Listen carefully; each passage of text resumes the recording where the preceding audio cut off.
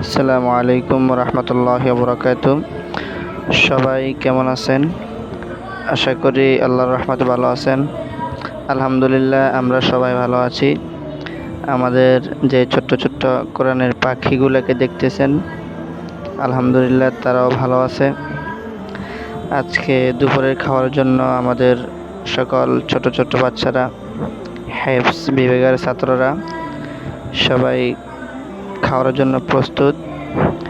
সবাই সারিবদ্ধ হয়ে দুপুরের খাবার নিচ্ছে। আজকে আমাদের মাদ্রাসায় রান্নার আইটেম হচ্ছে ভাত, মুরগির রোস্ট এবং মসুর ডাল। আপনারা দেখতে পাচ্ছেন আমাদের মাদ্রাসার ছাত্র হাফেজ মোহাম্মদ রিয়াজ হোসেন সবাইকে ভাত বন্টন করে দিচ্ছে। তার পাশে বসে আছেন মোহাম্মদ খলিল হোসেন, সে মুরগির রোস্ট এবং ডাল সবাইকে বন্টন করে দিচ্ছেন। তাদের প্রত্যেকের মুখে আজকে চাকচিল্য হাসি, কেননা অন্যদিন যদি মুরগির গোস্ত দিয়ে খানা খায়, আজকে খানাটা একটু ভিন্ন। সবার প্লেটে মুরগির রোস্ট।